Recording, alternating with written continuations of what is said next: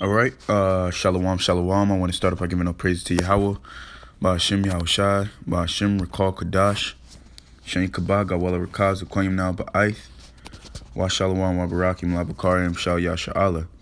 That's all praise, glory, and honor be upon the Most High. Double honors be upon the elders and apostles of GMS in this time. And peace and blessing be upon the elect of Israel. Now, essentially, I wanted to name this video, Rule Your Spirit, or, be not hasty with the tongue. Because being hasty or being rash with your mouth can lead you to death, and also it could take away your blessing. So essentially, I'm gonna just read this real quick, and I'm gonna expound on it, through the spirit of the Most High. And I highlight it just for brothers and myself. This is Proverbs chapter 16, verse 32. It says, "He that is slow to anger is better than the mighty, and he that ruleth his spirit than he that taketh a city." Now, see, I started off with this because ruling your spirit is the biggest form of control, because the scriptures tell you to keep your preeminence in all things. And a preeminence means to be above all, or to to be on top of. So essentially, it's like saying being on top of your things. Whatever the scriptures tell you, whatever thy hand findeth to do, do it with thy might. But ruling your spirit. Oh, no. That's the spirit. When you say if you're ruling your spirit, that's a form of temperance. And temperance, the word temperance literally means controlling. So, ruling your spirit is a form of controlling, having control. Shalawam up. It says, "He that ruleth his spirit, Salaki." I'll read it again. It says, "He that is slow to anger is better than the mighty, and he that ruleth his spirit than he that taketh a city." Now let's look up that word, ruleth. It says to cause, to rule, to have dominion, to exercise dominion, right? It says govern, ruled over, reign. See? And your spirit, we know the spirit is, let's look it up again, Salakia.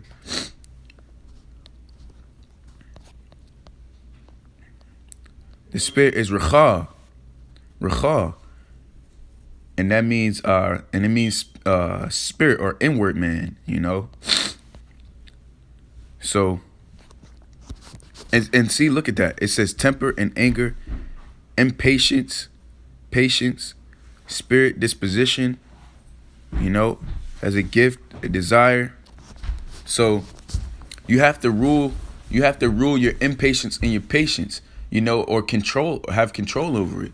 And I want to look this scripture up real quick whilst I'm here. Salaki, bear with me.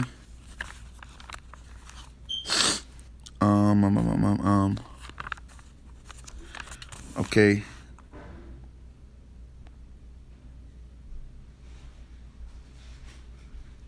Okay. Back to the point that I was making. Let's go to Titus chapter 1. Verse 6.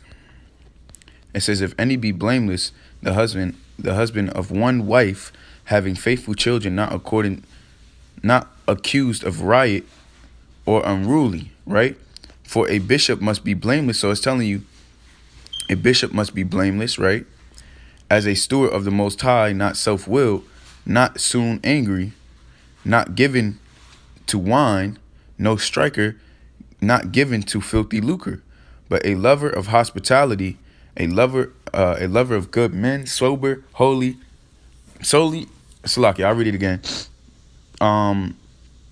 Titus chapter 1, verse 8, it says, "But a lover of hospitality, a lover of good men, sober, just, holy, temperate." And that's the word I wanted to get. Now the word temperate it means controlling oneself, temper, continent, right? Mastering or controlling, restraining. And that's essentially what we're supposed to do.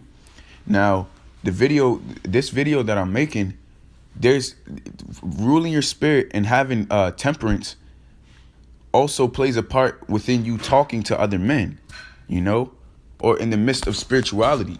And I mainly wanted to get that because, you know, younger brothers or even myself, you know, sometimes we fall short in talking over someone who's over us. Now, first and foremost, you got to understand order. Order is knowing who's above you through in the spirit, you know, and essentially it's knowing your placement in the truth. So you can't be a younger brother, you know, cutting off a zirconium or any man in the midst of their talk. See, now that's why I wanted to get this precept too. Where is it at real quick? Just highlighting my scriptures. Oh, yep. Let's go to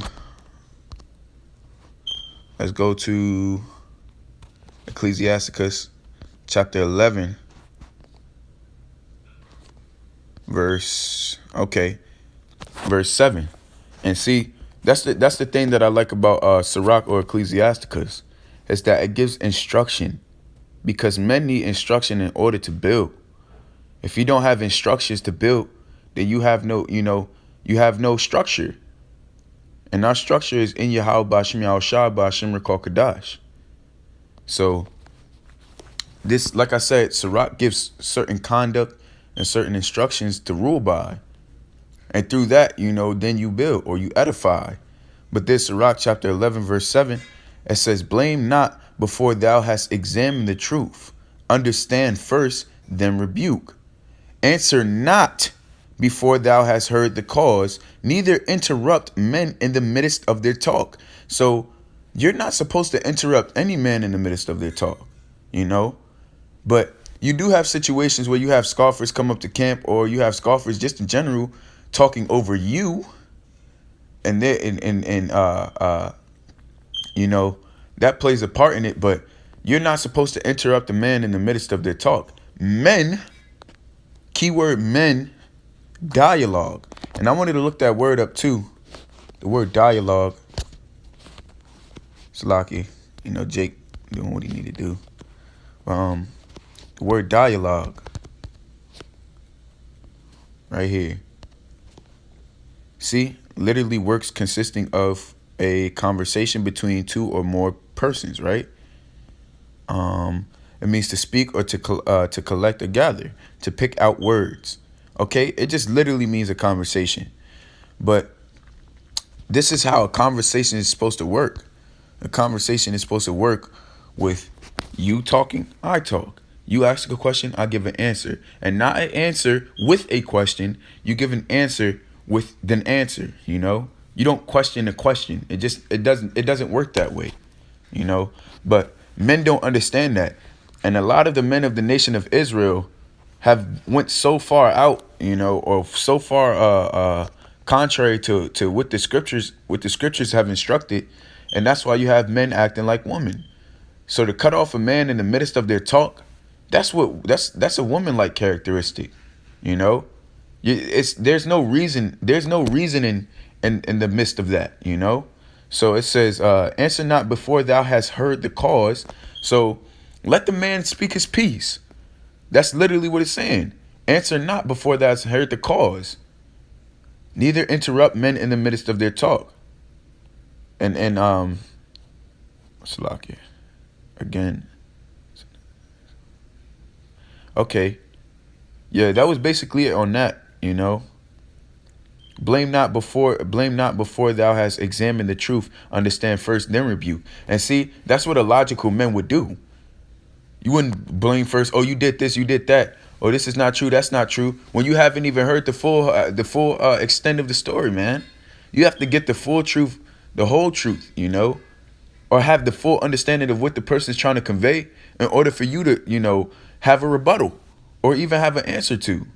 You know, that's why it says blame not before thou hast examined the truth. So examine the truth first, then it says understand first, then rebuke.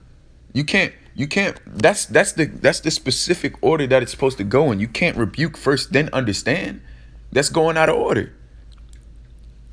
You know? So like I said, there's certain conducts, there's certain ways and certain guidelines of how we're supposed to rule ourselves, rule our spirits, and even down to a T to of us even talking to each other, because that's another thing too. That's a form of being blameless, and that's a form of being temperate. For you don't want to put any stains. You don't want to put any stains on the ministry, because we're logical men. The Most High made us men. He gave us, he gave us testes. So you have to act as if that's what you are. And you have to be that, And men are logical. And it is illogical for you to cut somebody off in the midst of their talk. And I'm saying this goes to myself. This goes to brothers. This goes, to anyone who views this video. Because this is the way a man's supposed to conduct himself. Or is supposed to act out, But with that, I want to give all praises, glory, and honor to Yahawah Bashmi al-Shai, Bashim qadash, Shanya Kabaga, Wala Rakab, Zakoyim now Ba'aith, Shalawam wa Barakim, wa Chesad, Al Bakarium, wa Akim, Shal Yasharahla. Shalawam.